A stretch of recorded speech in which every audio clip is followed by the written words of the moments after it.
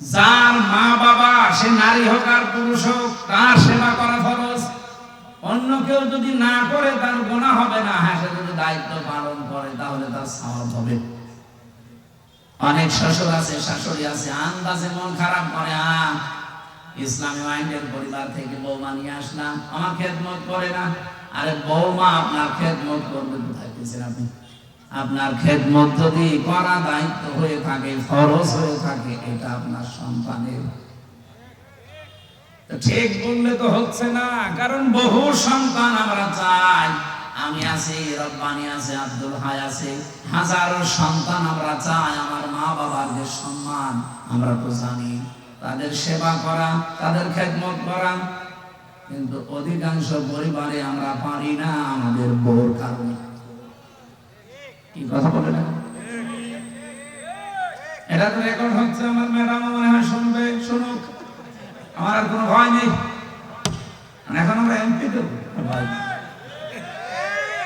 আলহামদুলিল্লাহ রাব্বিল আলামিন ওয়াল আকিবাতু লিল মুত্তাকিন ওয়াস সালাতু ওয়াস সালামু আলা রাসূলিল আমিন ওয়া আলা আলিহি ওয়া আসহাবিহি ওয়া আতবাইহি আজমাইন।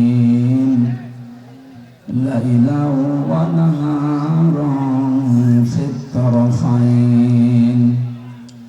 فقد قال الله تعالى في كلامه المجيد وبرهانه التوحيد: أعوذ بالله من الشيطان الرجيم. بسم الله الرحمن الرحيم.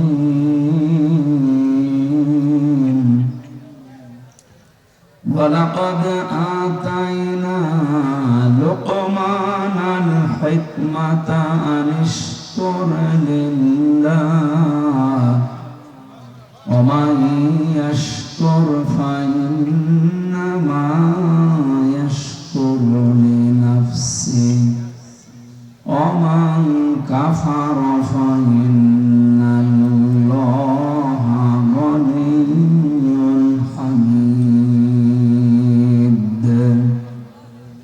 صدقت يا ربنا. عن عبد الله بن مسعود رضي الله تعالى عنه قال: قال النبي صلى الله عليه وسلم: أحب الأعمال إلى الله أدومها وإن قل. إلى آخر الحديث. رواه البخاري. وقال تعالى في شان رسوله: وما زادهم إلا إيمانا وتسليما. اللهم صل على محمد وآله وصحبه وبارك وسلم.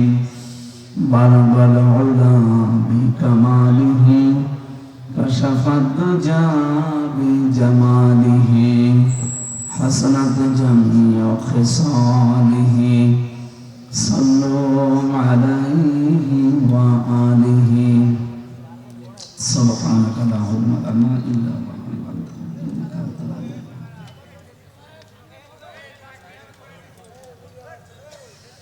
বগুড়া জেলা কি থানা? আদমদিঘি থানার অন্তর্গত বাইতুল হুদা জামে মসজিদ প্রাঙ্গণে চাটখইর তাফসীরুল কোরআন মাহফিলের সম্মানিত সভাপতি হাজারো আলেমের উস্তাদ, আমার মুরব্বী মুহাদ্দিস আনামা আকরাম হুসাইন হাফিজাহুল্লাহ আতালাল্লাহু উমরাহু ওয়া বারাকাল্লাহু ফি হায়াতি। মাহফিলের প্রধান অতিথি মাননীয় জাতীয় সংসদ সদস্য বগুড়া ৩ জনাব আব্দুল মুহিত তালুকদার। এতক্ষণ যিনি আলোচনা রাখলেন কিশোরগঞ্জ থেকে আগত ইসলামিক চিন্তাবিদ, মুফাসসিরে কোরআন, আন্তর্জাতিক কারি, মুফতি কারি শফিউল্লাহ, হায়াতে তাজ্জেবা সিহাতে কুল্লিয়া কামনা করছি আল্লাহ যেন দান করেন। আলোচনা রেখেছেন শায়েখ আব্দুল্লাহ বিন আব্দুর রাজ্জাক। আগামীকাল যারা আসবেন, বিশেষ করে পরিচিত একজন আলোচক, ইসলামিক চিন্তাবিদ, মুফাসসিরে কোরআন অধ্যক্ষ মুশতাক ফয়েজ পীর সাহেব নাগাই দরবার শরীফ কুমিল্লা। আলোচনা রাখবেন আগামীকাল মুফতি রেজাউল করিম আবরার। আরো যে সমস্ত মানুষের নাম আছে ওনারা আসবেন ইনশাআল্লাহ। যার মাধ্যমে এ পর্যন্ত এসেছি আমার প্রাণ প্রিয় প্রতিষ্ঠান ইসলামী বিশ্ববিদ্যালয় কুষ্টিয়া, ওখানকার প্রাক্তন ছাত্র, ইসলামিক চিন্তাবিদ, মুফাসসিরে কোরআন, আপনাদের এই গ্রামের কৃতি সন্তান, শ্রদ্ধাভাজন বড় ভাই জনাব মাওলানা আব্দুল হাই মোহাম্মদ সাইফুল্লাহ আতালাল্লাহু উমরাহু ওয়া বারাকাল্লাহু ফি হায়াতি। মঞ্চে বসা ওলামায়ে কেরাম, সামনে বসা মুসলমান ভাইরা, পর্দার আড়ালের সম্মানিতা মা এবং বোনেরা, প্রশাসনের ভাইরা, প্রাণ প্রিয় বগুড়াবাসী, রিভাব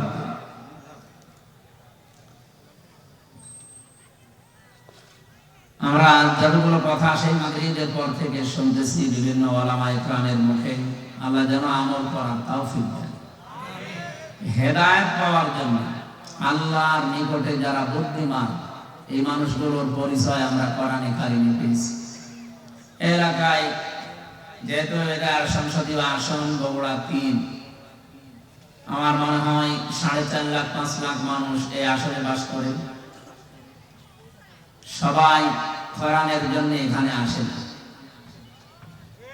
আল্লাহর দৃষ্টিতে বুদ্ধিমান কারা এবং আল্লাহ হেদায়েত দেবে কাদের, তিনি নিজে। সে কথা সূরা জুমারের ১৮ নম্বর আয়াতে আছে। আল্লাহ রাব্বুল আলামিন বলেন, আল্লাযীনা ইসতামিউনাল কাওলা ফায়াত্তাবিউনা আহসানা উলাইকাল্লাযীনা হাদাহুমুল্লাহ ওয়া উলাইকা হুমুল আলবাব। আয়াতটা পড়ার পরে আমি মাঝে মাঝে মিলাই দেশের মানুষের সাথে যে আল্লাহ বুদ্ধিমান বলেছেন কাকে আর আমরা বুদ্ধিমান বলি কাকে। আল্লাহ পাক বলেন, যারা কোরআনে কারীম শুনছে এবং শুনবে, ইসতামিউনা এটা মুজারে, কোরআনের এই কথাগুলো যারা পৃথিবীতে শুনছে ভবিষ্যতেও যারা শুনবে, ফায়াত্তাবিউনা আহসানা, অতঃপর এর ভেতরে যে উত্তম কথাগুলো আছে সেগুলো যারা অনুসরণের মাধ্যমে মেনে নেয়, শুধু শুনেই শেষ করে দেয় না, ইত্তেবা করে। এই শব্দটার ব্যাখ্যা করতে গিয়ে মুফাসসিরিন ইকরাম লিখেছেন, এখানে তাবাইন তাবউন দিয়ে শব্দটা গঠিত। যারা ব্যাখ্যাকার তারা বলেন, একজন মানুষ সামনে হেঁটে যাচ্ছে, কোথায় পা ফেলে, কোথায় হাত নাড়ায়, এভাবে মাথা নাড়ায়, মাজা দোলায়, ওইটা দেখে দেখে ওই জায়গায় পা ফেলে হাত নাড়িয়ে মাথা নাড়িয়ে অনুসরণ করার নাম ইত্তেবা। রাসূলুল্লাহকে আল্লাহ শুধু ভালোবেসে শেষ করে দেবেন কথা কোরআনে দেয়নি, ওনাকেও অনুসরণ করা, ইত্তেবা করার কথা পুরা কোরআনে আল্লাহ শিখিয়ে দিয়েছেন। قل إن كنتم تحبون الله فاتبعوني يحببكم الله ويغفر لكم ذنوبكم والله غفور رحيم। এই কি আরম্ভ করছো? আপনারা যাও আসো ভিডিও করতে গিয়ে তো কনসেপ্ট ডিস্টার্ব হবে, ভিডিও করার কথা না। আবার দাঁড়িয়ে আছেন, বসেন। আবার কিসের উপর আপনি কিসের উপর বসে না নিছেন আপনার কারণ ডিস্টার্ব ডিস্টার্ব। ভাই এখানে কি দাঁড়িয়ে আছেন? এই জায়গায় বসেন। এখানে বসে থাকা চাও, বসে থাকা চাও না। এটা যদি গানের অনুষ্ঠান হয়তো বসে থাকলে তো না, অন্তত যারা বসে আছেন বসে থাকাটাও যেহেতু সওয়াব, এটা ডিস্টার্ব করে গনার ভাগিদার হবেন না। ভাই এটা তো প্রতিদিন হয় না, বছরে মনে হয় 1-2 বার, একবার তাও 1-2 দিন হয়। এক বছর পরে আবার এই গ্রামে অনুষ্ঠান সাজাবে এলাকাবাসী, তাই আপনি হেলায় খেলায় নষ্ট করছেন কোন কারণে? আজকে কত বড় গুরুত্বপূর্ণ বিষয়গুলো আমাদের তেলাওয়াতকৃত আয়াত থেকে বের হবে ইনশাআল্লাহ। আল্লাহ তাওফিক দান করে একটু খেয়াল করে শুনবেন, অবশ্যই বরকত পাওয়া যাবে। আমার ভাইরা, রব্বুল আলামিন কোরআনে কারিমের এই আয়াতটা আমি যতবার পড়েছি ততবার নতুন নতুন বিষয় আমার মাথার ভেতরে আল্লাহ দিয়েছে। গতানুগতিক ভাবে বহু কথাই আয়াতের আমরা শুনেছি সারা জীবন। হে নবী, আপনি বলুন, যদি আল্লাহকে কেউ ভালোবাসতে চায় সে যেন রাসূলুল্লাহকে ভালোবাসে। এই কথাটা এই জায়গায় নেই, তাহলে আল্লাহ হাব্বুন দিতেন। আল্লাহ দিয়েছেন তাবউন, ওই যে শব্দটা সূরা সমারের 18 নম্বর আয়াতে আছে, ওই শব্দ এখানে আছে। ওর যা মাত্রা এটা একই মাত্রা। কেউ যদি বলে আল্লাহ তোমাকে ভালোবাসি, আল্লাহ বলেন এই কথা প্রমাণ দিতে হলে আমার রাসূলুল্লাহকে ভালোবাসা লাগবে। ঠিক আছে না? ঠিক কি ঠিক? আমি এর আগে একটা মিনিট নষ্ট করলাম। আমি বললাম যে হাত কোন যদি বলতেন তাহলে ভালো বেশি শেষ করে দিলাম। যেমন বেশি ছিল ভালো আবু তালেব, এমনকি আবু লাহাব রাসূলুল্লাহকে ভালোবেসেছিল জন্মে। আপনি দেখেছেন তার জন্মে খুশি হয়ে নিজের বাড়ির কাজের মহিলাকে আযাদ করে দিয়েছে। এরকম তো আপনারা করতে পারবেন না, আমরা পারি না। এত বড় স্যাক্রিফাইস করেছে সেই লোকটা, কিন্তু সে ভালোবাসা পর্যন্ত শেষ করে দিয়েছে। রাসূলুল্লাহ যখন অনুসরণের কথা জানিয়েছে তখন সে পাথর মেরেছে। এই কথা বলে না? আমি এখান থেকে একটা শিক্ষা পেয়েছি, বিশ্ব নবীর দিকেও কিন্তু এই হাত দিয়ে এভাবে পাথর তুলে নিক্ষেপ করেছিল আর বলেছিল তাব্বালাকা আলিহাদা জামাতানা, মুহাম্মদ তুমি ধ্বংস হয়ে যাও, আমাদেরকে এই কথা বলার জন্য একত্রিত করেছো। আমি যতগুলো তাফসীরে জীবনে মিলিয়েছি, আমার ছোট্ট ব্রেনের ভেতরে এটা অলরেডি ধরা দিয়েছে। বাংলাদেশ সম্পর্কে আমি এই কথাটা এভাবে বলতে চাই, আবু লাহাব শুধু একটা পাথর নিক্ষেপ করেছিল রাসূলুল্লাহর দিকে। কয় হাত দিয়ে? বলেন বলেন। ও কিন্তু এক হাত দিয়ে পাথর নিক্ষেপ করেছে, দুই হাত ব্যবহার করে নাই। কিন্তু আল্লাহ কোরআনে কারিমে জবাব দেওয়ার সময় এক হাতের কথা দেয়নি, দিয়েছেন তাব্বাত ইয়াদা আবি লাহাবি ওয়া তাব। আল্লাহ ইয়াদা নিয়েছিল শব্দটা, নুনটা পড়ে গেছে। ইয়াদুন না দিয়ে আল্লাহ ইয়াদা টান দিলেন কেন? আমার প্রশ্ন, দুনিয়াতে যে যতটুকু অপরাধ করে তার অতটুকু শাস্তি দিলেই এটা ন্যায় বিচার হয়ে যায়।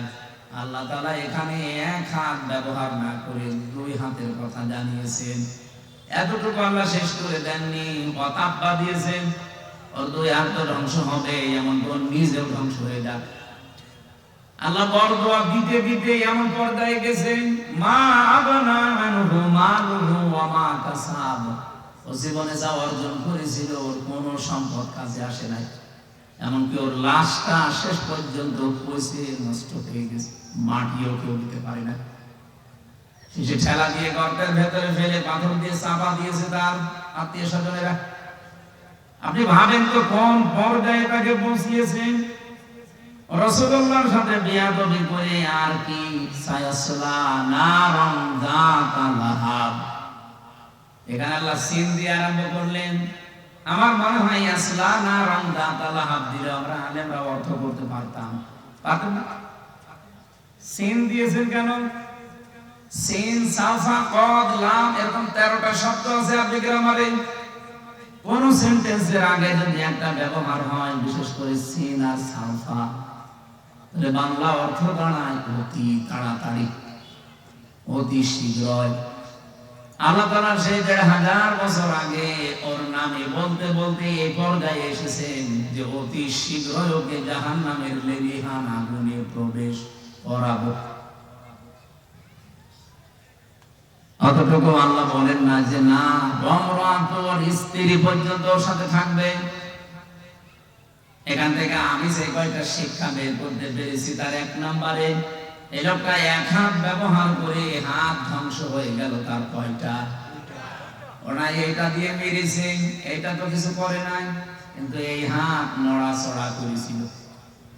আমি যদি এইটা এখন এখান থেকে অন্তত 20 হাত করে নিক্ষেপ করি, এভাবে হাত তো ব্যবহার করছি একটা, আর এইটা নড়াচড়া করবে, কি কথা বলছেন?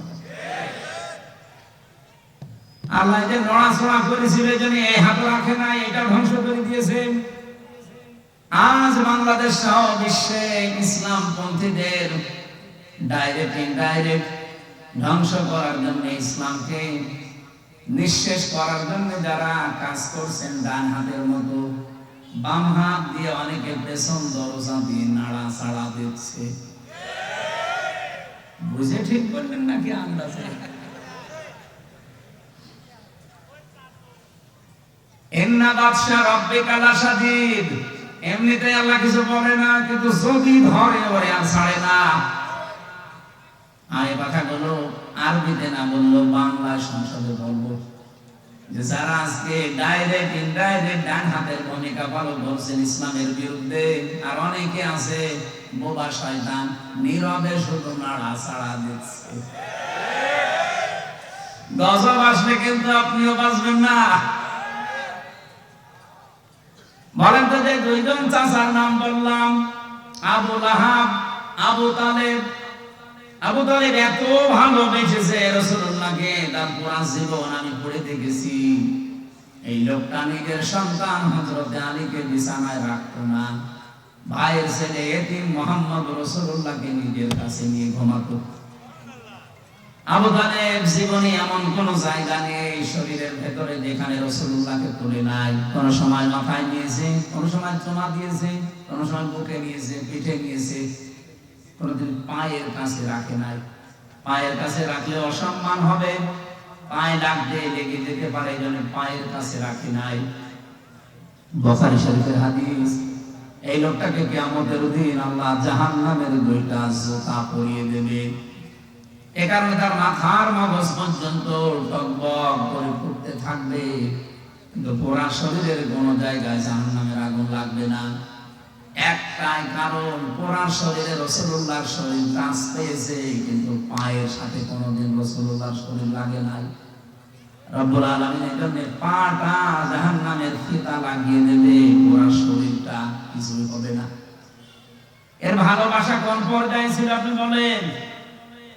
এত ভালোবাসা, এত মহব্বত দেখিয়েছে রাসূলুল্লাহকে, কিন্তু নবীজি যেদিন ইন্তেকালের সময় বললেন, ইয়া আম্মি আবি তালিব, লা ইলাহা ইল্লাল্লাহ হাজ্জুল লাকা ইনদাল্লাহি ইয়াউমাল কিয়ামাহ, রাহুল বুখারী। চাচা, জোরে বলা লাগবে না, শুধু আমার কানের কাছে মুখটা নিয়ে আস্তে করে বলেন, লা ইলাহা ইল্লাল্লাহ মুহাম্মাদুর রাসূলুল্লাহ বলা লাগবে না আপনার। আপনি শুধু আল্লাহর একাত্মবাদের স্বীকৃতিটা দেন, রিসালাতের ঘোষণা, এটা আমি জানি যে আমি রাসূল, আমি এটা নিয়ে নিলাম। আপনি শুধু আল্লাহটা দিয়ে যান। আমি কথা দিলাম কিয়ামতের দিন ঝগড়া করে হলো আপনাকে আমি আল্লাহর জান্নাতে পৌঁছে দেব। লোকটা পড়ে নাই, ডাক দিয়ে বলেছে, ভাতিজা, তোমাকে ভালোবাসি, কিন্তু তোমার এই কালিমাটা পড়তে পারলাম না, তুমি আমারে মাফ করে দিও। বলেন তো, মাফ করার মালিক কি রাসূলুল্লাহ? এই আরো জোরে বলেন, মাফ করার একচ্ছত্র মালিকানা যে আল্লাহ। কোথায় আছে বলেন তো? কোরআনে আছে কোন জায়গায়? বলেন, আমাইয়া গফিরুদ যুনুবা ইল্লাল্লাহ। সূরা আলে ইমরানের ভেতরটা মাঝে আছে, রব্বুল আলামিন জানিয়েছেন মাফ করতে পারে গুনাহ শুধুমাত্র আল্লাহ ছাড়া, মাফ করার ক্ষমতা কারো নেই। হ্যাঁ, যদি আপনি হক বলে ইবাদত নষ্ট করেন, এটা আবার আল্লাহর নাম, এটা বান্দার। আপনি কোনো বৈধ কাজ করা লাগবে, এই জায়গায় যদি ঘুষ নিয়ে থাকেন, আপনি বান্দার হক নষ্ট করেছেন। এই হকটা দুনিয়ায় থাকতে হয় ফেরত দিয়ে যাবেন, নাই কিয়ামতের দিন নেকি দিয়ে ফেরত দেওয়া লাগবে, এরপরে মাফ হবে। আল্লাহর সাথে যে অধিকারগুলো, এগুলো আল্লাহ মাফ না করলে পৃথিবীর কারো বাবারও ক্ষমতা নেই মাফ করার।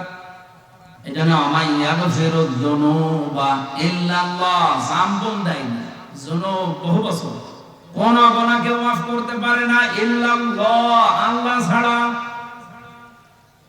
এই লোকটা যখন ডাক দিয়েছে ভাতিজা মাফ করে দিও নবীজিকে, সঙ্গে সঙ্গে কোরআনে কারীমের আয়াত নাযিল করে আল্লাহ সতর্ক বাণী দিয়েছেন, ইন্নাকা লা তাহদি মান আহবাবতা ওয়ালাকিন্নাল্লাহা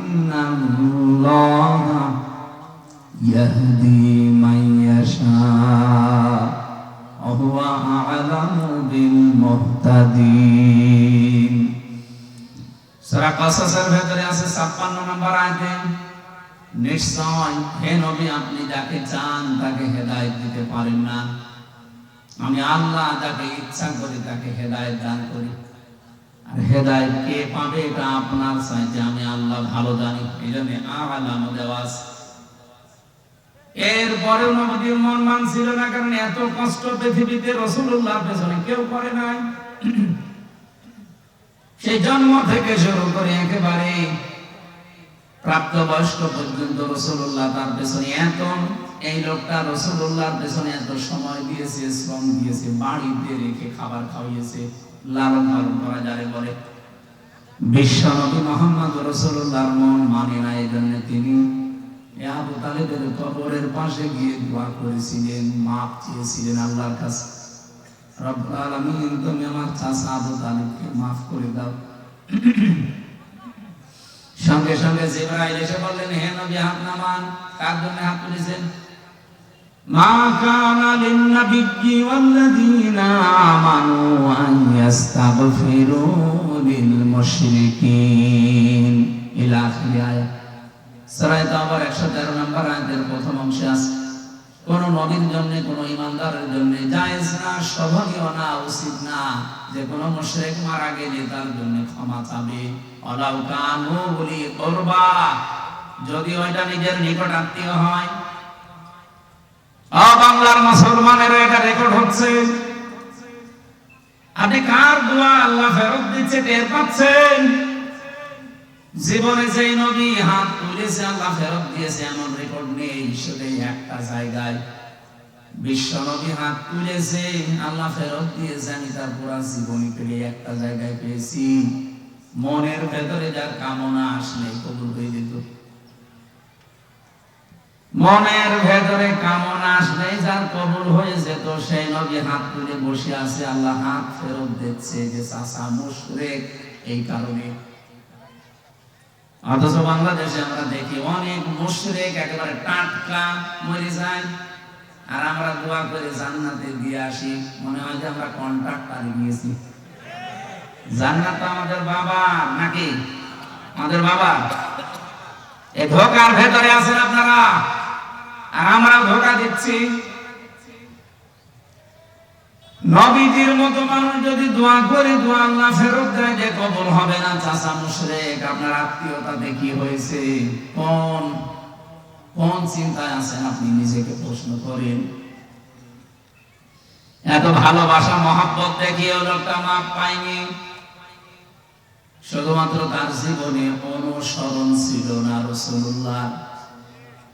আল্লাহ পাক এজন্য সূরা আলে ইমরানের 31 নম্বর আয়াতে জানিয়েছেন, যদি আল্লাহকে ভালোবাসি এই কথা প্রমাণ দিতে চাও, আমার রাসূলুল্লাহকে অনুসরণ করার মাধ্যমে দাও।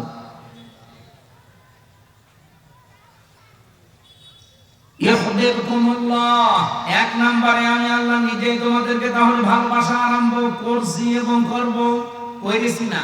ইউহিব্বু এটাও মজারে, কেউ যদি রাসূলুল্লাহকে অনুসরণ আরম্ভ করে, আমার আল্লাহ তাকে ভালোবাসা শুরু করবে। ভালো করে এই শব্দটা বোঝেন, কোরআনের কোন শব্দ যদি কেউ বোঝার জন্য চেষ্টা করেন 500 রাকাত নফল নামাজে সওয়াব হবে। এই যে ভাই কে এটা কে? ঠিক আছে,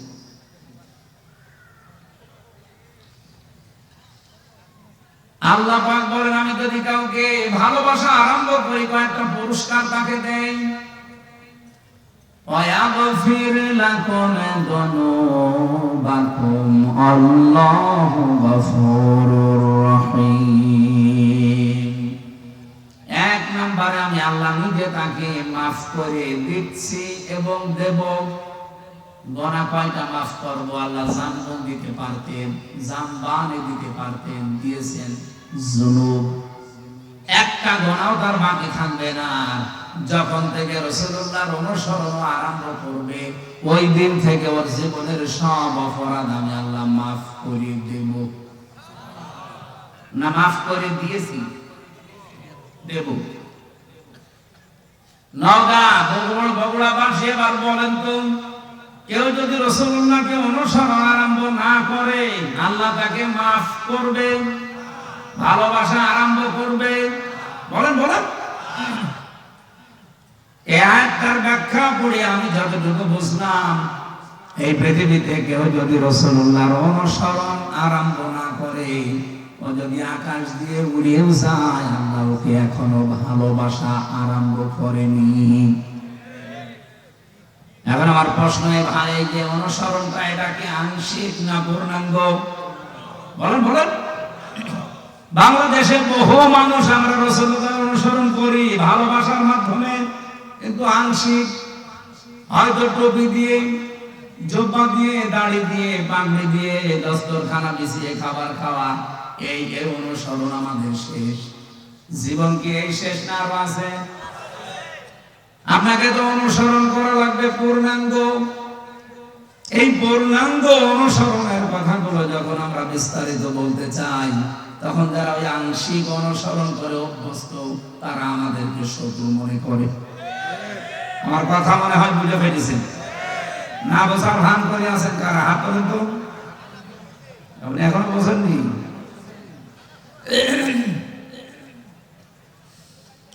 বগুড়াবাসী এখান থেকে আজকে সিদ্ধান্ত নিয়ে যাবেন, জীবনের কয়দিন আছি আমি রাসূলুল্লাহর অনুসরণ আর আংশিক করতে চাই না। যত ঝড় ঝাপটা আসুক না কেন, অনুসরণ আমি করতে চাই পূর্ণাঙ্গ। কথা বলে না কেন? আর রাসূলুল্লাহকে অনুসরণ করতে হলে কোরআনে কারীমকে ইত্তেবা, অনুসরণ যেটা, ফায়াত্তাবিউনা আহসানা, এর ভেতরে যে উত্তম কথাগুলো আছে সেগুলো অনুসরণের মাধ্যমে প্রমাণ দেওয়া লাগবে। আল্লাহ পাক এই কথা বলে শেষ করেন, আয়াতটা শেষ করলেন, উলাইকাল্লাযীনা হাদাহুমুল্লাহ, এই মানুষগুলোকে আমি আল্লাহ হেদায়েত দিচ্ছি এবং দেব। এখানে ফাইল বা কর্তা সরাসরি আল্লাহ নিজেই। রব্বুল আলামিন বলেন, আমি নিজে তাদেরকে হেদায়েত দেব। তাহলে আল্লাহর হেদায়েত পাওয়ার একটা শর্ত এখানে পেলাম। কোরআনে এখান থেকে আজকে যা শুনবেন, এটা আজকে থেকে জীবনে অনুসরণ করার সিদ্ধান্ত নিয়ে বাড়ি যাওয়া লাগবে ইনশাআল্লাহ। উলাইকা হুম উলুল আলবাব। তাহলে আল্লাহর দৃষ্টিতে আপনি বুদ্ধিমান, জ্ঞান সম্পন্ন, বুদ্ধিমান বলে বিবেচিত হবেন। আল্লাহ আমাকে সহ প্রত্যেককে আজকের তেলাওয়াতকৃত আয়াত থেকে মূল শিক্ষাগুলো নিয়ে বাড়ি যাওয়ার তৌফিক দেন, বলেন আমিন। দরুদ আর সালাম আমাদের নবী মুহাম্মদ রাসূলুল্লাহ সাল্লাল্লাহু আলাইহি ওয়াসাল্লামের প্রতি। আমি তেলাওয়াত করেছি, আপনাদের অনেকের পরিচিত সূরা লোকমানের 12 নম্বর আয়াত। 34টা আয়াত আছে, 4টা রূকু আছে, মক্কায় নাযিল হয়েছে। একটা মাত্র আয়াতের উপরে আমাদের আজকের কথা হবে ইনশাআল্লাহ। এই পৃথিবীতে যত জ্ঞানী বান্দাদের নাম আমরা শুনেছি, তাদের ভেতরে অন্যতম একজন মানুষ লোকমান। আমি তার জীবনী পড়তে গিয়ে পেয়েছিলাম, ইবনে কাসির বর্ণনা দিচ্ছে, এই পৃথিবীতে 3 জন কালো মানুষের নাম পাওয়া যায়। একজন হযরত ওমরের খাদেম ছিলেন, মাহাজা। 2 নম্বরে হযরত বেলাল রাদিয়াল্লাহু তাআলা আনহু। 3 নম্বরে লোকমান আলাইহিস সালাম। চেহারা এত কালো, আমরা তো বুঝবো কালো বললে কি কাক অথবা হাড়ির তলা অথবা এই যে মাইক্রো, এ তো কি কালো। এর চাইতে হযরত লোকমান আলাইহিস সালাম আরো কালো ছিলেন। তার ঠোঁট গুলো ঝুলে যাওয়া, মাথার চুলগুলো ছিল উস্কো খুস্কো, চেহারা ছিল একেবারে বেঁকে, মানে একেবারে শর্ট। বলেন তো চেহারার যে বর্ণনা এতক্ষণ বললাম, ওনাকে যদি এখন সামনে আনি বারবার দেখতে মনে চাবে। অথচ এই মানুষটার মর্যাদা আল্লাহর কাছে এত বেশি, রব্বুল আলামিন কোরআনে কারীমের 34টা আয়াত সম্বলিত একটা সূরা তার নামে নাযিল করে তাকে চিরন্তন করে দিয়েছেন। তাকে চিরন্তন করেছিলেন কোন কোন কারণে? যে সমস্ত কারণগুলো আছে কোরআনের 34টা আয়াতের ভেতরে অন্যতম হচ্ছে তিনি তার সন্তানকে, সবাইকে না, তিনি তার সন্তানকে ওসিয়ত করেছিলেন আল্লাহ রাব্বুল আলামিনের সম্পর্কে। ওসিয়ত আর নসিহত কিন্তু এক না। ওসিয়ত শব্দটার বাংলা অর্থ হয় জোড়ালো ভাবে তাকিদ দিয়ে বলাকে। হযরত লুকমান আল্লাহ পাক বর্ণনা দিয়েছেন, আইদে ক্বালা লুকমানু লিবনিহি ওয়া হুয়া ইয়াইযুহু ইয়া বুনাইয়া লা তুশরিক বিল্লাহ ইন্নাশ শিরকা লাযুলমুন আযীম। স্মরণ করো সময়ের কথা, যখন হযরত লুকমান তার সন্তানকে ডাক দিয়ে বলেছিলেন, হে আমার কলিজার টুকরা সন্তান, লা তুশরিক বিল্লাহ, আল্লাহর সাথে শিরক করা যাবে না। ইন্নাশ শিরকা লাযুলমুন আযীম, অবশ্যই শিরক একটা বড় জুলুম। এটা বড় গুনাহ না, এই জায়গায় বড় জুলুমের কথা বলা হয়। পৃথিবীতে যত জুলুম হতে পারে সব চাইতে বড় জুলুম আল্লাহর দৃষ্টিতে শিরক করা। এই জন্য পৃথিবীর সব গুনাহ মাফের গ্যারান্টি পাওয়া যায়, কিন্তু শিরক করলে আল্লাহ ঘোষণা দিয়েছে যে মাফ হবে না। পৃথিবীতে যত নবীর জীবনে আমি পড়েছি, সব নবীদের কম বেশি হয়তো নসিহত ওসিয়ত আল্লাহ করেছিলেন, ওহী পাঠিয়েছিলেন, কিন্তু পৃথিবীর 2,24,000 বলেন আর 1,24,000 বলেন, যত নবী আল্লাহ পাঠিয়েছে প্রতিটি নবীকে একটা ওহী সবাইকে জানিয়েছে, সেটা শিরক করা যাবে না। ওয়ালাকাদ উহিয়া ইলাইকা ওয়া ইলাল্লাযীনা মিন ক্বাবলিকা লাইন আশরাকতা বিল্লাহ ইলা আখির আয়াত। লাইন আশরাকতা লা ইয়াহবাতান্না আমালুকা ওয়া লা তাকুনান্না মিনাল খাসিরিন। অবশ্যই হে নবী, আপনাকে আর আপনার পূর্বে যত নবী রাসূল পাঠিয়েছি প্রত্যেককে আমি ওহী করেছিলাম যে শিরক করা যাবে না। আপনিও যদি শিরক করেন, লাইন আশরাকতা লা ইয়াহবাতান্না আমালুকা, লামে তাকিদ নুনে সাকিলা, আপনার যত আমল আখলাক আছে, যত কাজ কারবার সব আমি আল্লাহ নষ্ট করে দেব। এখানে ফাইল সরাসরি আল্লাহ নিজে। ওয়ালা তাকুনান্না মিনাল খাসিরিন, আবার আল্লাহ গ্যারান্টি দিয়ে বলেছেন তুমি ক্ষতিগ্রস্ত হয়ে যাবে। বলেন নাউযুবিল্লাহ। নবীকে যদি আল্লাহ এত বড় হুঁশিয়ারি দিতে পারে, আমরা তো তার উম্মত। এই জন্য ভাইরা আর জীবনে যাই করেন, কোন শিরক যেন জীবনে না ঢোকে। শিরকের এক কথাই ব্যাখ্যা হচ্ছে এই, আল্লাহ যেটা পারে ওটা অন্য কেউ পারে, এই কথা বিশ্বাস করার নাম শিরক। এ বিশ্বাস বাংলাদেশের মানুষের নেই। আরো জোরে বলেন। কত মানুষ হেলায় খেলায় হোক, জেনে হোক না জেনে হোক বলে ফেলছে যে ক্ষমতায় দেওয়ার মালিক ও জনগণ, না মানব মালিক ও জনগণ। এটা যে প্রকাশ্য শিরক, আপনারা কি বিশ্বাস করেন? শিরক যে লোকটা করে সে লোকটা মুশরিক। সে লোকটা কি? আরো জোরে বলেন। ইন্নাহু মান ইউশরিক বিল্লাহ ফাকাদ হারামাল্লাহু আলাইহিল জান্নাহ। কোন মানুষ যদি শিরক করে আমার আল্লাহ তাকে maaf করবে না, গ্যারান্টি দিয়ে দিয়েছেন, ঘোষণা। তার 1 নাম্বার শাস্তি জাহান্নাম, তার জন্য ওয়াজিব, আর জান্নাত হারাম। আমালিস সালিমিনা মিন আনসার, এমনকি তাকে সাহায্যকারীও কাউকে পাওয়া যাবে না। বগুড়াবাসী আমি খুব চিন্তায় থাকে শব্দগুলো নিয়ে। বহু মানুষের জীবনে নামাজ, রোজা, হজ, যাকাত, পর্দা এগুলো আমরা পাচ্ছি, কিন্তু শিরক রন্ধ্রে রন্ধ্রে ঢুকে আমাদের সব আমলগুলো অলরেডি নষ্ট করে ফেলছে। আহ্বান জানাচ্ছি, যাই করেন হিসাব নিকাশ করে শিরিক যেন জীবনে না ঢোকে আমাদের। হযরত লোকমান তার সন্তানকে টাকা পয়সার সাথে আমার পরে ক্ষমতায় যাওয়া লাগবে কি করে, এইটা তিনি পরিচয় করাননি। হযরত লোকমান তার সন্তানকে পরিচয় করিয়েছিলেন কার সাথে? আরো জোরে বলেন। রব্বুল আলামিন এই উপদেশ বাণীতে, এই ওসিয়তে এত খুশি হয়েছেন। এই ওয়াজটা শোনার পর রব্বুল আলামিন এবার শুধুমাত্র হযরত লোকমানের ছেলেকে না, কিয়ামত পর্যন্ত যত সন্তান দুনিয়ায় আসবে সব সন্তানের জন্য আল্লাহ নিজে এবার ওসিয়ত করলেন, ওয়াসাইনাল ইনসানা বিওয়ালিদাইহি হামালাতুহু উম্মুহু ওয়াহানান আলা ওয়াহান। তাম পৃথিবীর সব মানুষকে, এ মানুষ বলতে শুধু মুসলমান না, হে লোকমান, তুমি তো সন্তানকে টাকা পয়সা কিভাবে কামাই করা লাগবে, কিভাবে ক্ষমতা দখল করা লাগবে, প্রভাব প্রতিপত্তি এলাকায় অর্জন করা লাগবে, এ পরিচয় করাওনি। তুমি পরিচয় করালে আল্লাহর সাথে। আমি আল্লাহ এখন দায়িত্ব নিয়ে তোমার সাথে তোমার সন্তানের পরিচয় করিয়ে দিলাম। শুধুমাত্র তোমাকে না, অবশ্যই ইনসান আছে।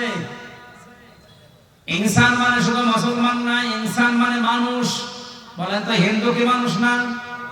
আরো জোরে বলুন।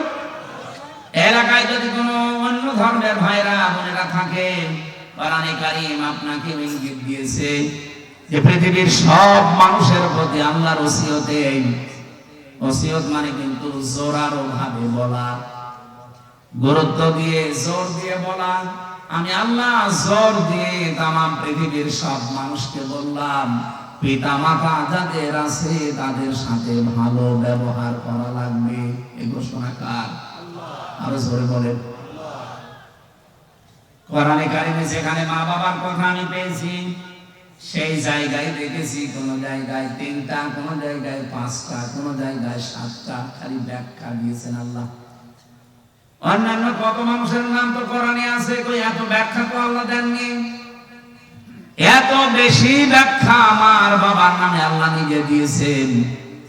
রব্বুল আলামিন ব্যাখ্যা দিতে দিতে এমন সুন্দর সুন্দর শব্দগুলো চয়ন করলেন কোরআনে। আখফিদ লাহুমা জানাহাদ দুল্লি মিনার রাহমা ওয়াকুর রাব্বিরহামহুমা কামা রাব্বায়ানি সাগীরা। বলেন আল্লাহু আকবার। আল্লাহ বলেন আখফিজ। আখফিজ শব্দের শাব্দিক অর্থ হচ্ছে ডাউন করা, এরপরে ফল করে দেওয়া। শুধু ডাউন করার নাম আখফিজ না, ডাউন করার পরে ফল করে দাও। জানাহাদ দুল্লি, জানাহুন মানে ডানা, জিল্লুন মানে নম্রতা বা ছায়া, দুইটা অর্থই হয়। তোমার যে ছায়া আছে ডানার, এটা শুধুমাত্র ডাউন করবা না, ফল করে দিবা। আমি আয়াতটা পড়ার পরে বা চিন্তা করেছিলাম, আল্লাহ পাক কেন ডানার কথা দিলেন? কোন মানুষের তো দুনিয়ায় ডানা হয় না, ডানা হয় পাখির। কার? আমাদের কি ডানা আছে? না, আমাদের আছে হাত। আল্লাহ তাহলে আদম দিতে পারতেন, আদম না দিয়ে, আবুদা না দিয়ে আল্লাহ জানাহুন দিয়েছেন। এটা ধার করে নিয়ে এসেছেন পাখির কাছ থেকে। পাখির কাছ থেকে ডানা ধার করে আল্লাহ আমাদেরকে লাগিয়ে উদাহরণ দিলেন কেন? ডানা তো পৃথিবীতে আরো অন্যান্য জিনিসের আছে, হেলিকপ্টারের ডানা আছে, এরোপ্লেনের ডানা আছে, মানে সেই ডানা আল্লাহ তো এমনি নিয়েছেন পাখির কাছ থেকে। আপনি হেলিকপ্টার, এরোপ্লেনের যে ডানা, এটা শুধুমাত্র ডাউন হয়, ফল হয় না। ফল হলে উঠবে না। এমনকি এর ভেতরে মোলায়েম কিছু নেই, সব শক্ত মজবুত। আর পাখির যে ডানা, এর ভেতরে পর আছে, পালক, এত সফট, এত কোমল, এত নরম। একটার সাথে একটা যখন লেগে যায়, পাখি যখন তার বাচ্চাদেরকে ডানার নিচে একটার সাথে আরেকটা পর লাগিয়ে দেয়, তখন বাচ্চাগুলো এই ডানার নিচে একটা কিচির মিচির আওয়াজ দেয়। এটাকে বাংলায় বলা হয় অনির্বচন সুখ। তার মানে বাচ্চাগুলো মাকে বসাতে চায়, মা তুমি যেভাবে আমাদেরকে আগলিয়ে রেখেছো, তোমার ডানাগুলো শুধুমাত্র ডাউন করনি, ডাউন করার পরে ফল করে দিয়েছো।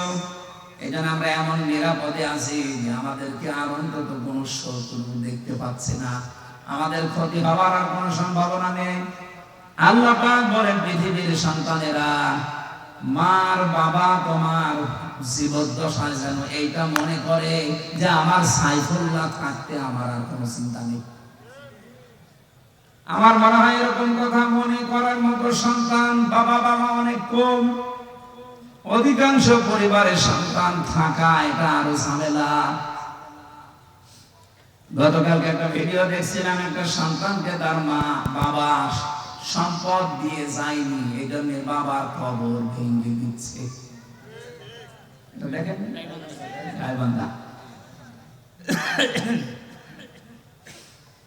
সাহাবী এসে বলেছিল, হে রাসূল, আমার বাবা আমাকে কিছু দেয়নি, আমি কি করব?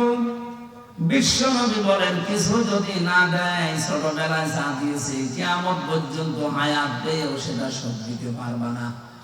বাবা যা বলে ওইটাই ফাইনাল, যদি আল্লাহ রাসূলের বিরুদ্ধে না যায়। যে ছেলেটাই যে মা বাবার কবর ভেঙে দিচ্ছে, টাকা পয়সা হয়তো জমি জায়গা তাকে দেয়নি, বুঝে করুক না বুঝে করুক, আমি শুধু ওর একা দোষ দেইনি, এই দোষটা ওর বাবারও আছে। কারণ যে শিক্ষাটা দিলে সন্তানে আচরণ করবে না, সেই শিক্ষা ওর বাবা ওকে দেয়নি। যে শিক্ষা দিলে আল্লাহর পরে মার বাবার স্থান এটা জানা যায়, ওই রকম শিক্ষাগুলো মনে হয় আপনাদের এলাকায় বিভিন্ন জায়গায়। সাইফুল্লাহ ভাই বলছিলেন প্রায় 17টা কয়টা বক্তব্য চালু আছে, 11টা 13টা এইরকম সন্তানগুলো যে সমস্ত এলাকায় আছে, এই 13টা 15টা 20টা করে যদি সব উদ্যোগ নিয়ে যে শিক্ষা পেলে আপনার কবর ভাঙবে না, আর কবরের পাশে দাঁড়িয়ে দোয়া করবে, এইরকম আব্দুল হাই সাইফুল্লাহর মতো সন্তান আমরা তৈরি করতে চাই। আল্লাহ পাক প্রতিটি জেলায় প্রতিটি এলাকায় এরকম মানুষ যেন তৈরি করে দেন, বলেন আমিন। আমার ভাইরা, আমার কথা ছিল, হযরত লোকমান তার সন্তানকে পরিচয় করিয়েছেন শুধুমাত্র আল্লাহর সাথে। আমার আল্লাহ বলেন, আমি দায়িত্ব নিয়ে তামাম দুনিয়ার সব সন্তানকে পরিচয় করালাম তার মার বাবার সাথে। এমন একটা সুন্দর উদাহরণ আল্লাহ কোরআনে সেট করলেন। তোমার মা বাবা যদি পৃথিবীর সব কিছু তোমাকে ছেড়ে দিতে বলে, নবীজি বলেন মার বাবার জন্য সব কিছু ছেড়ে দেওয়া তোমার জন্য ফরজ, যদি এটা জায়েজ হয়। এখানে একটা মাসলা আছে, যেহেতু আলেমরা বসে আছেন, মায়ের কথা শুনে কিন্তু স্ত্রীকে তালাক দেওয়া জায়েজ নেই। এত সম্মান যে মায়ের, এত সম্মান যে বাবা, আপনি মায়ের কথা মতো স্ত্রীকে তালাক দিতে পারবেন না, কিন্তু বাবার কথা মতো করা যাবে। কারণ বউ আর শাশুড়ির ভেতরে যে সম্পর্কটা মার মেয়ের মতো হওয়া দরকার, এটা 100টার 98টা পরিবারে আজ বাংলাদেশে নেই। এই কথা বলেন, এ আমার দোষ ধরে, ও এর দোষ ধরে। অথচ ওইটা যদি ওনার নিজের মেয়ে হতো, কোনোদিন ওইভাবে ভুল ধরতো না। আর ওইটা যদি ওর নিজের মা হতো, কোনোদিন দোষ ধরতো না। আল্লাহ ভালো জানে যে দুইজনের ভেতরে মিল হয় না, হচ্ছে না। এই জন্য মায়ের কথা মতো হুট করে আপনি বউ তালাক দিতে পারবেন না। বাবার কথা মতো যদি ওটা জায়েজ পর্যায়ে যায়, তাহলে বউ ভাব দেওয়া যায় না। আমার ভাইরা, আমি একটা বাস্তব কথা বলছি। আজ বাংলাদেশের আমার যতটুকু ধারণা আমি দেখি এবং শুনি, এদেশের আজ 100টা পরিবারের 90টা পরিবারে শান্তি নেই, শুধুমাত্র বউ আর শাশুড়ির এই ছোট মনের কারণে। আমরা আহ্বান জানাবো, মেয়েরা যারা এসেছেন, আপনাদের মনটা আপনারা উদার করবেন। কয়দিন থাকবেন এই দুনিয়াতে? এই ছোট্ট দুনিয়ার ফেরেতে পড়ে যদি বিশাল আখেরাত আপনি পরিবারেই নষ্ট করে ফেলেন, আপনার মতো কি বলবো আহাম্মক আর কেউ নেই। প্রত্যেককে আহ্বানের মায়ের মতো মনে করে চলেন। নিজের মাও তো কত দোষ।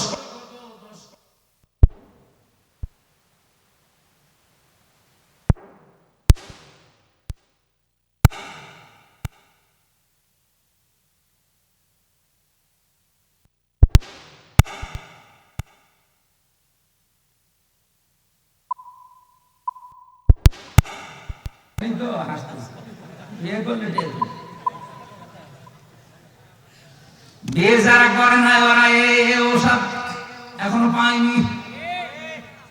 আমি তো যতটুকু দেখছি হাজারো পরিবারে আজ আমরা পুরুষ মানুষ যারা হার্টের রোগী, এই বউ আর শাশুড়ির এই ছোট মনের কারণে। এলাকায় মনে হয় এরকম মহিলা নেই?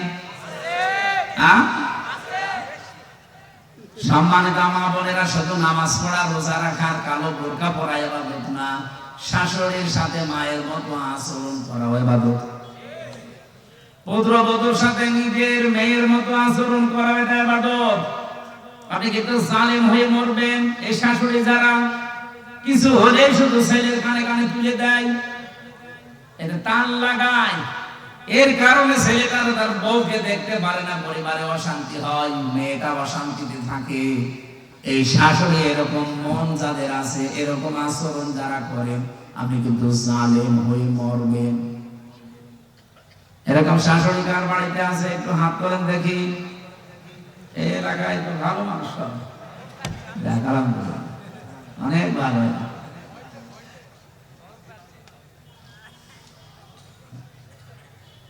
আমি কোরআন কারিমের এই যে ব্যাখ্যামূলক আয়াতগুলো যখন পড়ি, আমার মনে হয় আল্লাহ তুমি কি বললে আর আমাদের পরিবারে কি চলছে।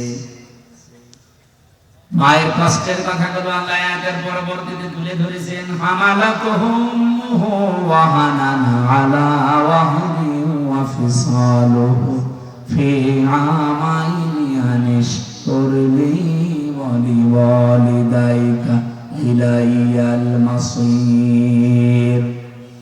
আল্লাহ বলেন, এত কষ্ট করে মা তোমাকে পেটে বহন করে। আমি হামালাতুহুম ওয়াহানানের ব্যাখ্যা পড়েছি।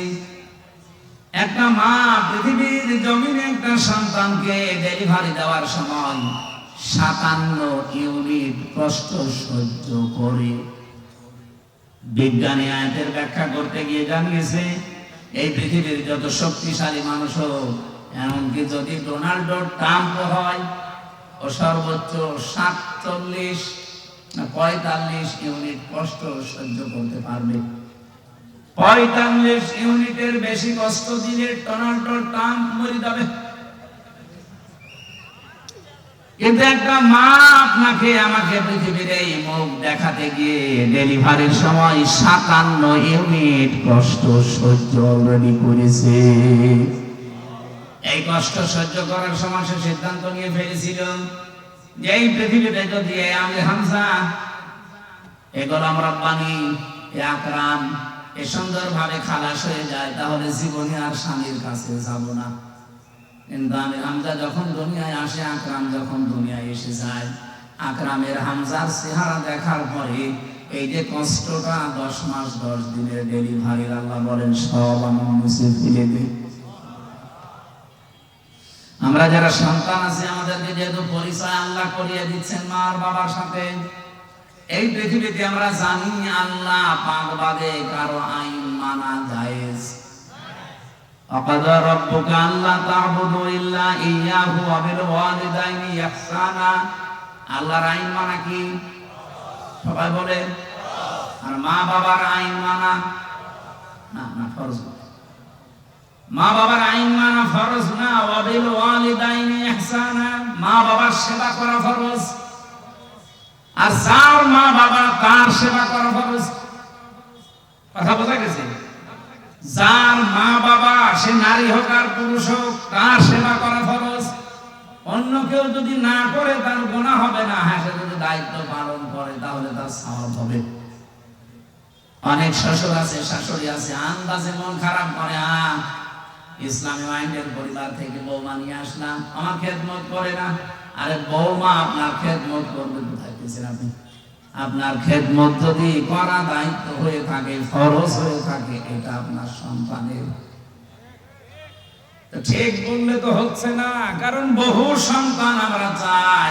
আমি আছি, রব্বানি আছে, আব্দুল হাই আছে, হাজারো সন্তান আমরা চাই আমার মা বাবার যে সম্মান আমরা তো জানি, তাদের সেবা করা, তাদের খেদমত করা, কিন্তু অধিকাংশ পরিবারে আমরা পারি না আমাদের বউর কারণে। কি কথা বলে না? এটা তো রেকর্ড হচ্ছে, আমার ম্যাডাম মনে হয় শুনবে, শুনুক, আমার আর কোনো ভয় নেই। এখন আমরা এমপি তো ভাই, আমি চাই তারাও যেন অন্তত এটা মেনে নিতে পারে। আমরা অধিকাংশ মানুষ আজ হার্টের রোগী হয়ে যাচ্ছি, হার্ট অ্যাটাক করে মানুষ মরতেছে। মির্জা আব্বাস এখন আছে, কি হবে আল্লাহ জানে, মরি যেন না যায়। অন্তত জীবনের একটা আশা যে মাননীয় স্পিকার এ কথা বলবে। এখন তো সিঙ্গাপুরে যে অবস্থা, যদি মরে যায় ওখানে তো আবার সে পাটোয়ারি চলে আসতে পারে।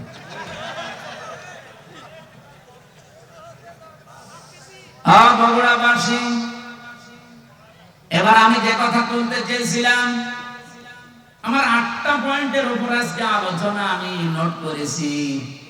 রব্বুল আলামিন যে 3জন কালো মানুষের নাম বললাম তাফসীরে, এটা মারিফুল কোরআনে পাবেন। এই 3জন কালো মানুষের ভেতরে হযরতে লোকমান একজন।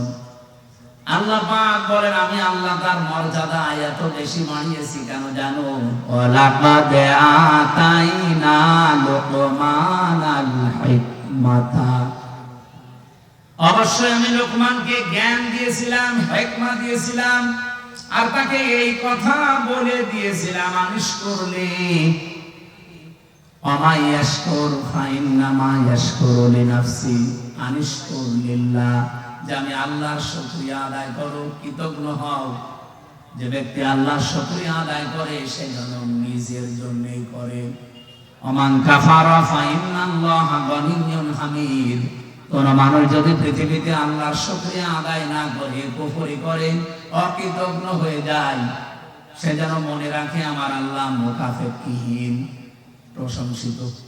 এটা আমরা তেলাওয়াত কিন্তু আয়াতের বাংলা অর্থ ছিল। এবার আমি যে আয়াত থেকে যা পেয়েছি এগুলো ডেলিভারি দিতে চাই, নাকি চলে যাবেন? না, থাকবেন তো ইনশাআল্লাহ। হযরত লোকমান বলেন, ইন্নী খাদামতু, অবশ্যই আমি খেদমত করেছি, আলাফ আরবাআতা আলাফিন মিনাল আম্বিয়া, এই পৃথিবীতে 4000 নবীর খেদমত আমি করেছি। কত? খুব ভালো করে শুনবেন, 4000 নবীর আমি খেদমত করেছি। ওয়া হাসানতু মিনহুম, তাদের কাছে আমি হাসিল করেছি, পেয়েছি এই 4000 নবীর খেদমত করতে গিয়ে সামানিয়াতা আশিয়া, 8টা জিনিস আমি তাদের কাছে পেয়েছি। তাহলে আজকের যে ওয়াজটা, এটা 1টা 2টা 3টা নবীর না, 4000 নবীর খেদমত করে তাদের কাছে হাসিল করা জিনিস। হযরত লোকমান বলেন, আমি 4000 নবীর খেদমত করেছি, তাদের কাছে যা যা পেয়েছি তার মধ্যে 8টা জিনিস আমার কাছে অন্যতম। 8টা জিনিস আমি চাই পৃথিবী যতদিন থাকবে মানুষের এই 8টা জিনিস যেন অর্জন করে। বলেন সুবহানাল্লাহ। আমি আপনাদেরকে, আমি সহ প্রত্যেকে যেন অর্জন করতে পারি।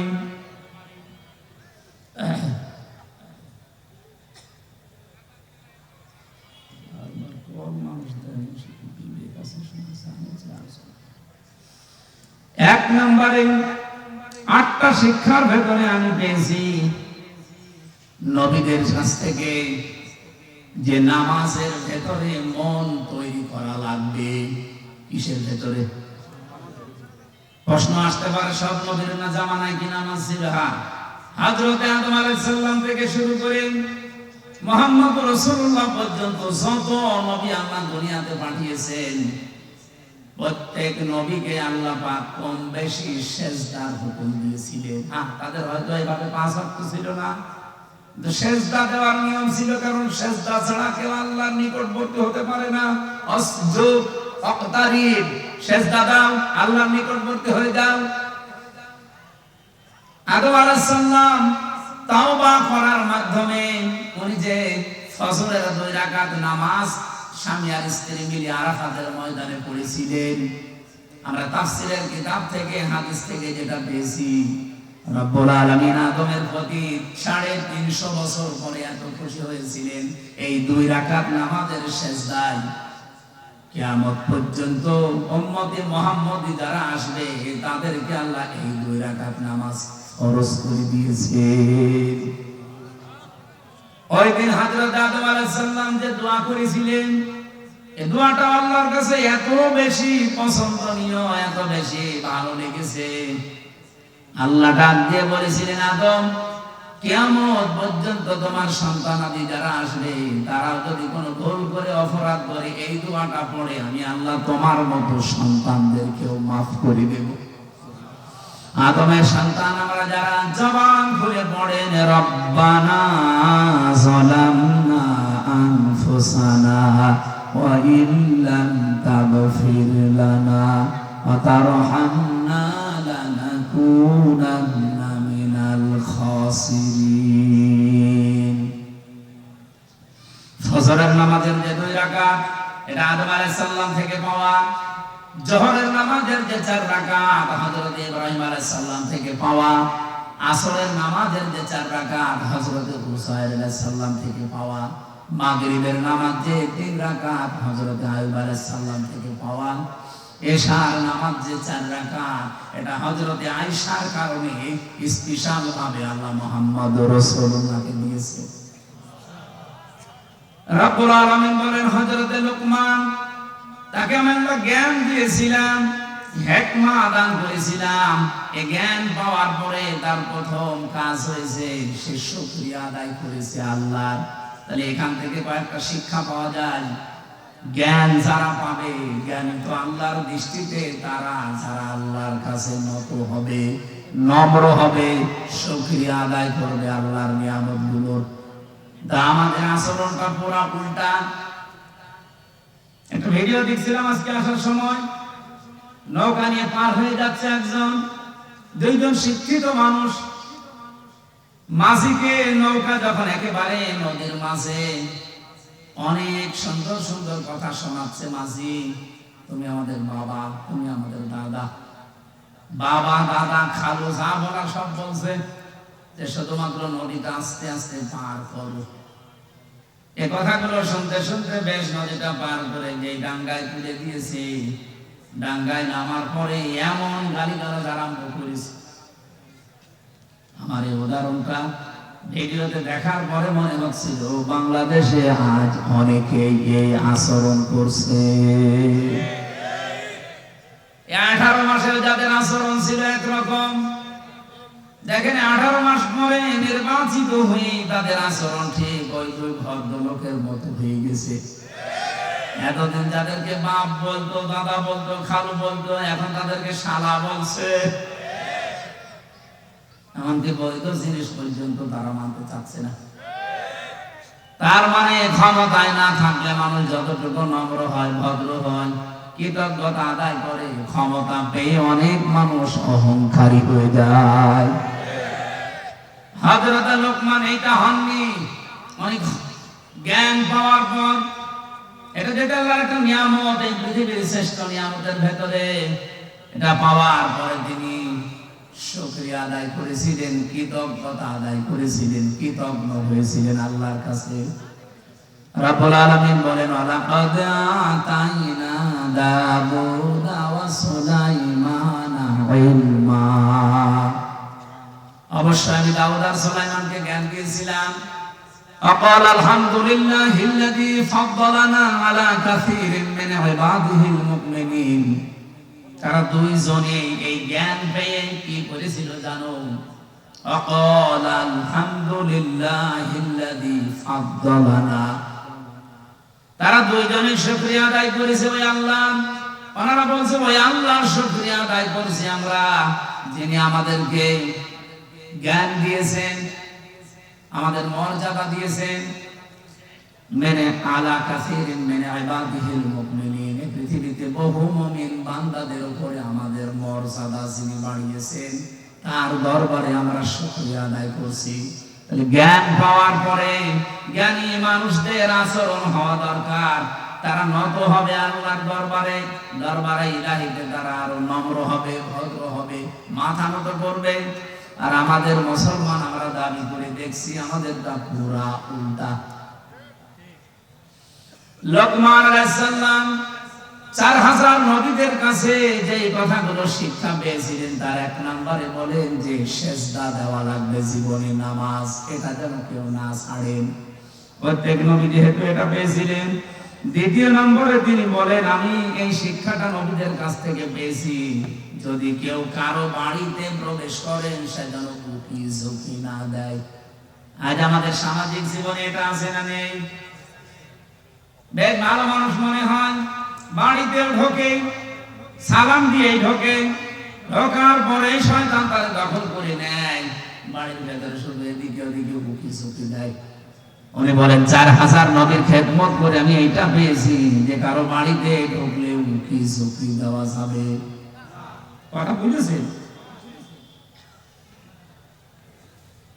অনেক মানুষ চালাকি করে আমি দেখি, বাড়িতে বাড়ির বাইরে দাঁড়িয়ে সালাম দেয় আসসালামু আলাইকুম, এটা দেওয়ার পরে জিজ্ঞাসা করে, করতে করতে বাড়ির ভেতরে প্রবেশ করে সব দেখা শেষ।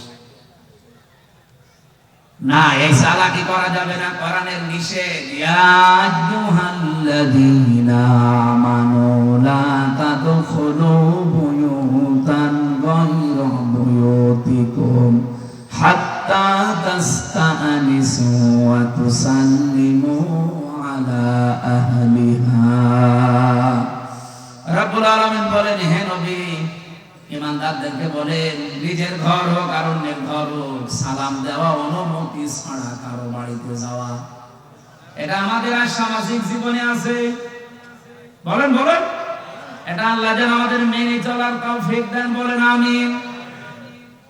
এটা অনেকেই হেলায় খেলায় নষ্ট করে, আমলটা করতে চায় না। না, এটা অনেক গুরুত্বপূর্ণ বিষয়, কোরআনে আল্লাহ যেহেতু দিয়েছেন। বহু মানুষ এই ছোট্ট আমলটার ভেতরে, পরে আমি কিছু আয়াতের ব্যাখ্যা পড়ে তাফসিরে দেখেছি, আজ যারা নিজেদের স্ত্রীকে প্রথম 1 বছর 1.5 বছর 2 বছর ভালো লাগে, কিন্তু এরপরে দেখি সংসার আর টেকে না, নিজের বউর চাইতে অন্যের বউ দেখলে কেমন যেন ভালো লাগে। এরকম আমি দেখিনি, আপনি আছেন এরকম? এই রোগ দেশে আছে না নেই বলেন তো? প্রথম কিন্তু ভালোই লাগে। কালকে একটা বিচার এসেছিল আমার কাছে, প্রায় রাত 10:30 পর্যন্ত এটার বিচার আমি করেছি। একজন মাওলানা, আমি নাম নিলাম না, উনি এসে ওনার স্ত্রী সহ 2 জনই এসেছেন। স্ত্রীর অভিযোগ হচ্ছে যে এমপি সাহেব, এই স্বামী আমার প্রথম বিয়ের 3 মাস 4 মাস 6 মাস 1 বছর খুব ভালোবেসেছে, কিন্তু এখন যেন আমার দিকে আর মন নেই। মাওলানা আমারে আস্তে করে বলছে যে হ্যাঁ আসলে তো কথা একেবারে মিথ্যা না, প্রথম ভালোই লাগতো, কিন্তু এখন আমার অন্যের বউ দেখলে ভালো লাগে, আমারটা আর ভালো লাগে না। মানে এটা একটা রোগ, এ রোগের ঔষধ আছে না নেই? বলেন বলেন। কুল্লিল মুমিনিনা ইয়াগুদ্দু মিন আবসারিহিম ওয়া ইয়াহফাযু ফুরুজাহুম যালিকা আযকা লাহুম ইলা আখির আয়াত। হে নবী, মুমিন পুরুষদেরকে বলেন তারা যদি এই 2টা ঔষধ খেতে পারে, 1 নম্বরে আপনি চক্ষুকে নিম্নগামী করবেন, 2 নম্বরে লজ্জা স্থানের হেফাজত করবেন। বহু ডাক আসবে, বহু ষড়যন্ত্র চক্রান্ত শয়তান পিছিয়ে রাখবে। এই 2টা ঔষধ যদি কেউ মাত্র 1টা মাস একটু পালন করতে পারেন, আল্লাহর কসম আমি আয়াতের বিশ্বাস নিয়ে বলছি, আপনার নিজের বউ ভালো লাগবে, অন্যের বউ তখন আপনার কাছে খারাপ লাগবে। 1টা মাস একটু করে দেখেন, চক্ষুকে নিম্নগামী করবেন, যেটা দেখা যায় না এটা দেখবেন না, আর নিজের লজ্জার স্থানটা একটু বাঁচিয়ে রাখেন। 1 মাস 6 মাস 1 বছর না, 1 মাস যদি এভাবে একটু কন্টিনিউয়াস করা যায়, আল্লাহর সাহায্য আসবে। তখন আর এই হাজারো পরিবারে যে সংসার আজ ভেঙে যাচ্ছে এইটাও বন্ধ হবে। এখানে যারা এরকম রোগী আমরা আছি, আমরা যেন রোগ মুক্ত হতে পারি, আল্লাহ তৌফিক দেন, বলেন আমিন। সত্যি করে বলেন তো এরকম রোগ আছে কার? কোন এলাকায় বাস করতে আসলাম? এটা সব আল্লাহর ওলি। এরকম কোন রোগী তো এলাকায় নেই। এটা শুধু পুরুষের ক্ষেত্রে না, মেয়েদের ক্ষেত্রেও। আজ হাজারো পরিবারে খালি ডিভোর্স আর ডিভোর্স চলছে, এই একটা মাত্র কারণে। নিজের চোখের হেফাজত নেই, 2 নম্বর লজ্জা স্থানের হেফাজত করে না। স্বামী বাড়ি না থাকলে বহু মহিলা আছে আল্লাহকেও ভুলে যায়, স্বামীকেও ভুলে যায়। এই 2টা জিনিসের গ্যারান্টি একটু নেন। আমি আশা করছি আপনাদের আমাদের যেসব রোগটা আছে এই রোগকে আল্লাহ পুরাপুরি নিরাময় করে দেবেন, বলেন আমিন। 3 নাম্বারটা বলছি, হযরত লোকমান বলেন আমি 3 নাম্বারে পেয়েছি, খাবার যদি খেতে বসো একেবারে সব সাবার করে ফেলবা না। প্রতিটি নবী এই শিক্ষাটা আমি নবীর খেদমত করে পেয়েছি 4000 নবীর কাছে। তারা কোনদিন চা খেতে বসেছে সব সাবার করেনি। এই জন্য প্রত্যেক নবীর বুক ছিল বড় আর পেট ছিল ছোট। আমরা এমন উম্মত, আমাদের কোনো বুক নেই, শুধু পেট। আমি সংসদে আমার ডাইনে বামে সামনে পেছনে সেখানে তাকাচ্ছি, শুধু ভড়ি আর ভড়ি, খালি আমারই ভড়ি নেই। আমার বামে যেটা ওইটাও ভড়িওয়ালা, ডাইনে যেটা ওইটাও ভড়িওয়ালা। নাম নিলাম না, আপনি দেখতে পাবেন কালকে পরশু দিনই কি ভড়ি গো। মাঝে মাঝে আমার মনে হয় আল্লাহ এদের ভড়ি দেখে তো মহিলারা লজ্জা পাবে। ছেলে মেয়ে হয় আমাদের আর ভড়ি হয় এর। কি পেট, আটের পেট। নবীদের এরকম পেট হয়নি কেন? কারণ নবীরা 3টা সুন্নাত আদায় করে খাবার খেতেন। 1 ভাগ খাবার, 1 ভাগ পানি, আর 1 ভাগ হজম করার জন্য খালি রাখতেন। এই জন্য নবীদের পেট বড় হয়নি, বড় হয়েছে বুক। তাদের এই বুক বড় হওয়ার কারণে তারা জালেমদের সামনে মাথা নত করে নাই, সত্য বলতে ভয় পায় নাই। কথা বলছেন না কেন? আজ বাংলাদেশে আমাদের যদি সত্যি বুক থাকতো, আমি যেমন টার্গেট নিয়েছিলাম সংসদে, আমি যদি নির্বাচিত হতে পারি 100 দিনের ভেতরে আমি কুষ্টিয়ার সদর আসনে অন্তত 100 দিনের ভেতরে যতগুলো অফিস আদালত আছে সবগুলো জনবান্ধব করে তুলব। আর এটা করতে গেলে আমি নিজেও জানতাম যে অনেকের মন পাওয়া যাবে না। কারণ যত বড় অফিসার সে তত বড় মুডে থাকে। সবাই চায় যে আমারে সবাই জি হুজুর স্যার স্যার এটা করতে থাক। চেয়েছিলাম যে ডিসি এসপি ডিওনো ওসি সিভিল সার্জন সহ সরকারি যত প্রতিষ্ঠান আছে এগুলো যেন জনবান্ধব হয়, মানুষ যেন সেখানে যে ভয় না পায়। এই ভয় দূর করার জন্য এখানে বারবার এখানে মানুষের সম্পৃক্ততা বাড়ানোর চেষ্টা করলাম। যে কয়টা জিনিসে হাত দিলাম দেখি না শত্রু হয়ে গেছে। আমি নাম ধরেই বলছি, কুষ্টিয়ার এখন যারা দায়িত্বে আছে এই মানুষগুলো এখন আর আমাকে দেখতে পারছে না, কারণ এদের আঁতে অলরেডি ঘা লেগে গেছে। হাসপাতালে হাত দিলাম, হাসপাতালের যারা দায়িত্বে আছে এরা এখন আর বাঁচি না। প্রথম বলতো যে হ্যাঁ খুব ভালো কাজ হচ্ছে। বাজারটা মনিটরিং করার জন্য এত অত্যাচার করে মানুষেরা। ম্যাজিস্ট্রেট দিয়ে একদিন গিয়ে দেখলাম 670 টাকা, 570 টাকা দিয়ে মুরগি, দেশি মুরগি কিনেছে আর বিক্রি করছে 650 টাকা। ম্যাজিস্ট্রেটকে বললাম দেখেন তো সর্বোচ্চ লাভ করার কি আছে? উনি বলছে 18 থেকে 20 টাকা। একটা জিনিসে আপনি সর্বোচ্চ 18 থেকে 20 টাকা লাভ করতে পারবেন, আর ও লাভ করছে 1 কেজিতে 80 টাকা। বলতে গেলাম আমি কালা হয়ে গেছি। বলছে এটা এমপির কাজ না।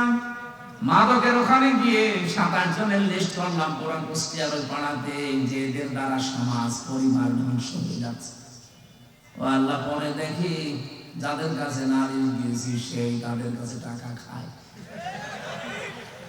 ওরা রাতের বেলা এসে আমার বলছে হুজুর আপনি আমাদের নাম পাঠিয়েছেন থানায়। ও থানার বাবুরে ডাকেন। ওদের রাতের বেলা সিভিল পোশাকে এসে মাল নিয়ে যায়। আমি নালিশ দেবো কার কাছে? এখন তাদের কাছেও খারাপ যে হ্যাঁ এটা এমপির কাজ না। হাসপাতালে কাজ নেই, বাজারে কাজ নেই, মাদকে আমার কাজ নেই। আমার কাজ কোথায়? খালি বসে বসে জিকির করবো।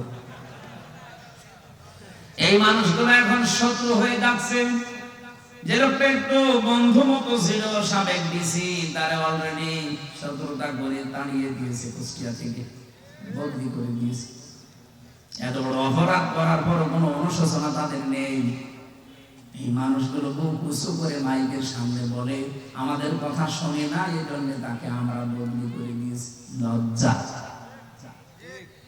আমি ওই দিন স্ট্যাটাস দিয়েছিলাম যে সব যোগ্য এবং ভালো মানুষের কদর বাংলাদেশে নেই।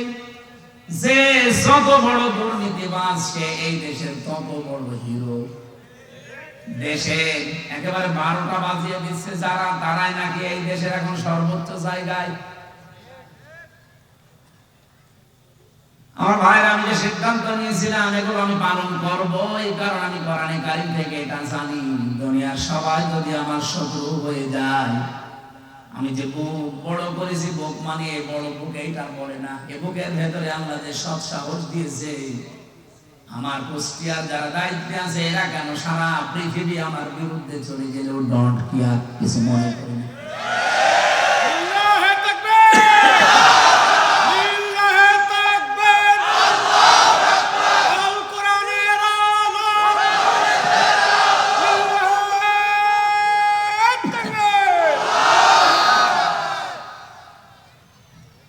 নির্বাচনের আগে যে কথাগুলো মাওলানা হোসেন একটা টাচ দিয়েছিল, এত বেশি শত্রুতা বাংলাদেশে কোনো এমপির বিরুদ্ধে কেউ করে নাই। আমার একেবারে সেই 11 সাল থেকে শুরু করে কাটসাট ভিডিও গুলো এনে 64 জেলায় ওরা 64টা মামলা পর্যন্ত দিয়েছিল। কে দিয়ে? আমি একটা উদাহরণ দিতে গিয়ে 8 জনের নাম বলেছিলাম, তার ভেতরে আরাফাত রহমান, ওনার নামটাও ছিল। ওনার নামের শেষে যে যেটা শব্দ আছে, ওই শব্দটাকে আমি বলেছিলাম এটা যদি কয়কার না দিয়ে কেউ কয়হস্য দেয় তাহলে পাল্টিয়ে যায় নামটা। এরকম আরো 8টা নাম বলেছিলাম, সেগুলো বলে নাই।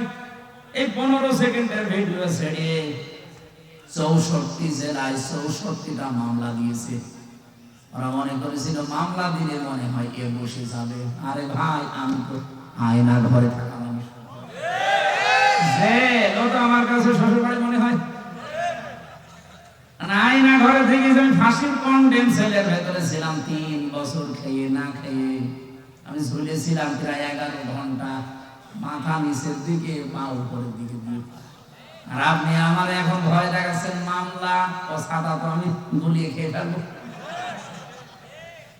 এখানে আমাদের বুক বড় করা লাগবে ভাই। মাওলানা আব্দুল হাই সাইফুল্লাহ ভাই আমার বড় ভাই, আমি চাই আমাদের বুক যেন এরকম বড় হয় নবীদের মতো। প্রতিটি নবীর বুক ছিল বড়, তার মানে বুকের ভেতরে সাহস ছিল, আর পেট ছিল একেবারে ছোট। আজ বাংলার আলেম ওলামা গুলো যদি আমরা বুক বড় করতে পারতাম, বুকের সাহস নিতে পারতাম, আমার মনে হয় রামবাম আর জেনারেল মানুষগুলো আলেমদের কদর আরো বেশি করত। এ দোষ শুধু আমাদের নিজেদেরই। আমি বুক বড় বলতে কিন্তু শুধুমাত্র একেবারে ডোনাল্ড ট্রাম্পের মতো এভাবে বুক বড় বোঝাইনি। এর ভেতরে সাহস লাগবে, ঈমান লাগবে।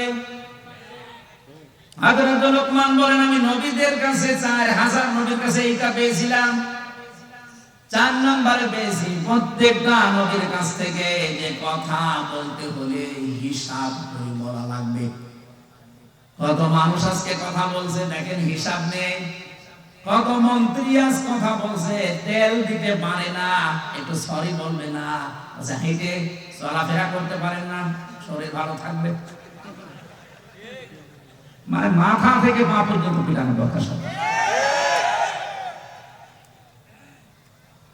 কালকের দিন পরে তো দেখা হবে না, কারণ আমার পাশেই সিট, ওই সামনে তাকালে দেখা হবে। আমি জিজ্ঞাসা করবো চোখে চোখে, যে আমি একটা কথা বলবেন, তেল দিতে পারেন না, সরি বলবেন না, বলছে হাঁটাহাঁটি করলে শরীর ভালো থাকে। সংসদের মেন গেট থেকে ভেতর পর্যন্ত এতটুকু পথ উনি হেঁটে আসে না, গেটে নামে, এরপরও মানুষের ঘাড়ে হাত দিয়ে যাবে না। আর সে যদি এই কথা বলে, কথা হিসাব নিকাশ করে বলা দরকার না? গতকালকে একজন এক কথা বলে অলরেডি সারা দেশে এখন 92% মুসলমানের উনি বলেছে ধর্মভিত্তিক রাজনীতি, ধর্ম কায়েম করার জন্য এই দেশে মুক্তিযুদ্ধ হয়েছে কিসের জন্য? ধর্ম যদি না থাকে দেশে, শুধু ইসলাম ধর্ম বলছি না, প্রত্যেকটা ধর্ম, কোন ধর্ম খারাপ কিছু করতে বলে না। ধর্ম যদি না থাকে আপনি কিভাবে থাকবেন, কোন পরিচয়ে থাকবেন বলেন? সুতরাং কথা যারা বলবেন হিসাব করে বলবেন। 5 নম্বরে উনি বলেন আমি পেয়েছি নবীদের কাছ থেকে সব সময় আল্লাহকে সঙ্গে রাখা লাগবে। 6 নম্বরে আমি পেয়েছি এই পৃথিবীতে কবরের চিন্তা করা লাগবে।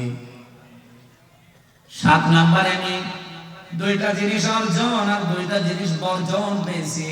7 নম্বরে পেয়েছি সব সময় মানুষ যেন অন্তত মরা লাগবে এই চিন্তাটা মাথায় নিয়ে ঘুরে। যখনই চিন্তা হবে যে মরা লাগবে, ওর দ্বারা দুর্নীতি করা সম্ভব না। সর্বশেষ আমি 8 নম্বরে প্রত্যেক নবীর কাছে এটা পেয়েছি যে জীবনে আমাদের যেন কোনো বিষয়ে অহংকার না আসে। আল্লাহ পাক এই 8টা জিনিস 4000 নবী এগুলো শিখিয়েছে। উনি বলেন হাসান তো আমি হাসিল করেছি, পেয়েছি মিনহুম এই নবীদের কাছ থেকে সামানিয়াত আশিয়া। এই 8টা জিনিস কিয়ামত পর্যন্ত দুনিয়ায় যারা আসবে তারা যেন এই 8টা জিনিসকে ফলো করে চলতে পারে, আমরাও যেন পারি। বলেন আমিন। ওমা ইয়াশকুর ফাইন্নামা ইয়াশকুরু লিনাফসি। আল্লাহর কোনো লাভ নেই, এবারে শুকরিয়া আদায় করে চলতে পারলে লাভ আমাদেরই। কারণ আমার আল্লাহ 2টা নাম এখানে দিয়েছেন, গনিয়ুন হামিদ। উনি মুকাফেকিহীন এবং প্রশংসিত। আমরা যদি কেউ দুনিয়ায় প্রশংসা আল্লাহর না করি, আল্লাহর ক্ষমতা হারিয়ে যাবে। বলেন বলেন। সুতরাং আল্লাহ পাক